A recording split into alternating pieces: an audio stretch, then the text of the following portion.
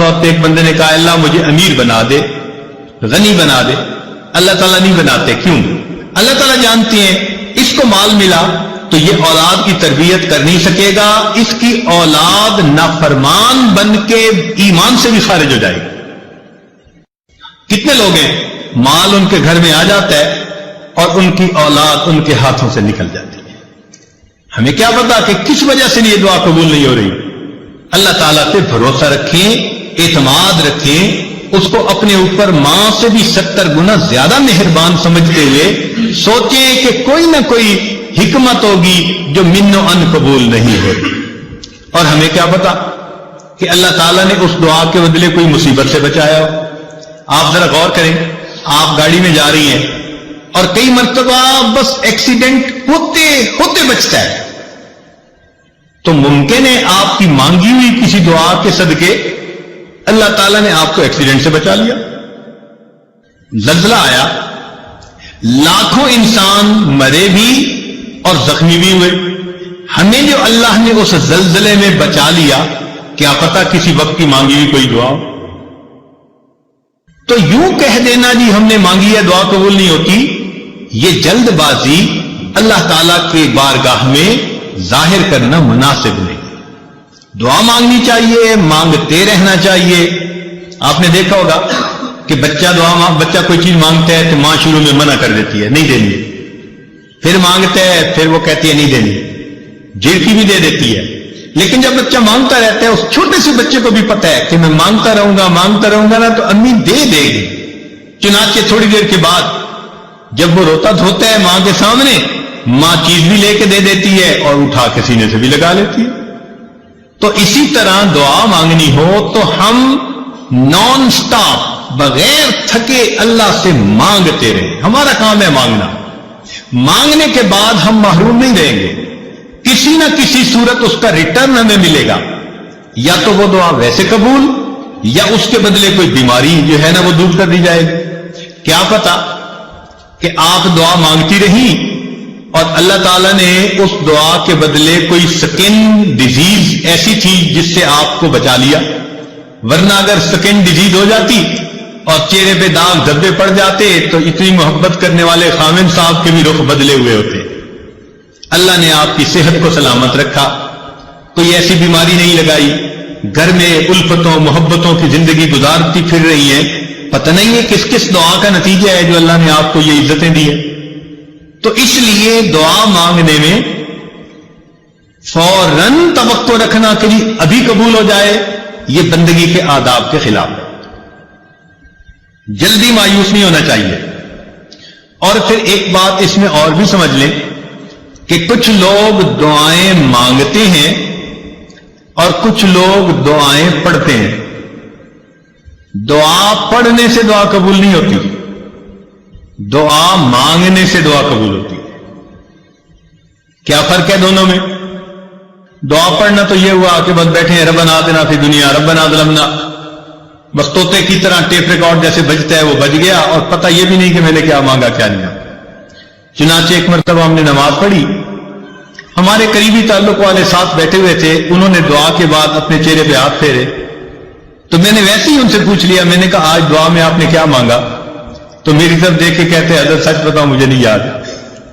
یعنی ابھی اپنے چہرے پہ ہاتھ پھیرا اور ابھی یہ نہیں پتا کہ میں نے اللہ سے کیا مانگا۔ اتنی غفلت بھری دعا، تو اس کو کہتے ہیں دعائیں پڑھنا۔ تو دعائیں پڑھنے سے دعائیں قبول نہیں ہوتی، دعائیں مانگنے سے دعائیں قبول ہوتی۔ دیکھیے جس فقیر نے آپ سے 1 روپیہ مانگنا ہوتا ہے وہ کپڑے بھی بڑے پھٹے پرانے پہن کے آتا ہے، وہ شکل بھی فقیروں والی بنا کے آتا ہے، اس کے بعد الفاظ بھی بڑے چن چن کے وہ بولتا ہے جو دوسرے کے دل کو ٹچ کرنے والے ہوں، آواز بھی بھرائی ہوئی ہوتی ہے، ہاتھ بھی کانپ رہے ہوتے ہیں۔ اب دیکھیے جس نے 1 روپیہ مانگنا ہے وہ اتنا کچھ کر کے آپ کے دل کو اپنی طرف متوجہ کرتا ہے، تو جس بندے نے اللہ سے اللہ کو مانگنا ہو پھر اس کو کتنی عاجزی اور فریاد سے اللہ سے مانگنا چاہیے۔ آج تو ہم دعا ایسے مانگتے ہیں جیسے اپنے ورکرز کو کام ذمہ لگا رہے ہو، مثال کے طور پہ عورت دعا مانگے گی، اللہ میری بیٹی کا اچھا رشتہ آ جائے، میرے بیٹے کو نوکری مل جائے، میرا خاوند میرے سامنے اتنا اچھا ہو کہ میرے اشاروں پہ ناچنے لگ جائے، اے اللہ فلاں فلاں ہمارے جو حاسدین ہیں ان کا تو بالکل گھر ہی اجڑ جائے۔ یعنی ہم ایسے دعا مانگ رہے ہوتے ہیں جیسے کسی ماتحت کو کام ذمے لگا رہے ہوتے ہیں۔ دعا مانگنا اور چیز ہے اور ماتحت کے ذمے کام لگانا وہ اور چیز ہے۔ اللہ تعالیٰ ہے۔ اس انداز میں دعائیں مانگنا، یہ ہو جائے، یہ ہو جائے، یہ ہو جائے، جیسے سیٹھ صاحب بیٹھے ہوئے اپنے ورکرز کو کام اسائنمنٹ دے رہے ہیں، تو اللہ تعالیٰ کو دعا میں اسائنمنٹ نہ دیا کریں۔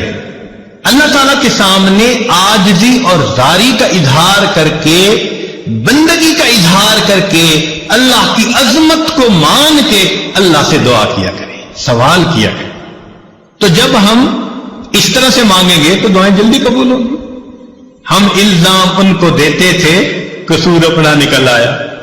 ہم شکوہ لیے پھرتے ہیں جی ہماری سنتا ہی نہیں، حالانکہ دعا مانگنے میں کتنی کوتاہیاں ہم خود کر لیتے ہیں۔ چنانچہ حجاج بن یوسف کے بارے میں آتا ہے کہ طواف کر رہا تھا اور ایک نابینا وہاں بیٹھا دعا مانگ رہا تھا، اے اللہ مجھے بینائی عطا کر دے۔ تو حجاج بن یوسف رکا اور اس نے اس کو ٹھوکر لگائی اور کہا بندے تجھے پتہ ہے میں کون ہوں؟ اس نے کہا نہیں۔ اس نے کہا میں حجاج بن یوسف ہوں۔ اب اس کے بارے میں مشہور تھا کہ یہ بہت ہی زیادہ سخت طبیعت کا بندہ ہے، جو کہہ دیتا ہے نا وہ پورا کر دیتا ہے۔ چنانچہ اس کا نام سن کے اندھا گھبرا گیا کہ آج میرا کس سے واسطہ پڑ گیا۔ تو حجاج بن یوسف نے کہا کہ دیکھ میں طواف کر رہا ہوں، اگر میرا طواف مکمل ہونے تک تیری بینائی ٹھیک نہ ہوئی تو میں نے تیرے قتل کا حکم دے دینا ہے۔ اور اس نے ایک پولیس والا بھی ساتھ کھڑا کر دیا کہ یہ اندھا بھاگنے نہ پائے، اور خود طواف کرنے لگ گیا۔ اب تو جی اندھے کا حال عجیب، آنسو بھی گر رہے ہیں اور کانپ بھی رہا ہے اور دعا مانگ رہے، اللہ پہلے تو بینائی کا سوال تھا، اب تو میری زندگی کا سوال۔ ایسے تڑپ کے اس نے دعا مانگی، کہتے ہیں کہ حجاج بن یوسف جب واپس آیا اللہ نے اس کی بینائی عطا فرما دی۔ تو حجاج بن یوسف نے اسے کہا کہ جیسے تم پہلے بیٹھے دعا مانگ رہے تھے نا، ساری عمر بیت اللہ کے سامنے اس طرح بیٹھ کے دعا مانگتے، تمہاری دعا قبول نہیں ہو سکتی تھی، کیونکہ یہ زبان سے نکل رہی تھی، دل سے نہیں نکل رہی تھی۔ اب جب تمہیں اپنی جان کا خوف ہوا، اب تڑپ کے دل سے دعا مانگی، اور دل سے جو بات نکلتی ہے اثر رکھتی ہے، پر نہیں طاقت پرواز مگر رکھتی ہے۔ تو اس لیے دعا ہمیشہ انسان ایسے مانگے کہ تڑپ کے مانگے، دل سے دعا نکلے، پھر دیکھیں اس کے بعد اللہ رب العزت کی طرف سے کیسے رحمتیں ہوتی ہیں۔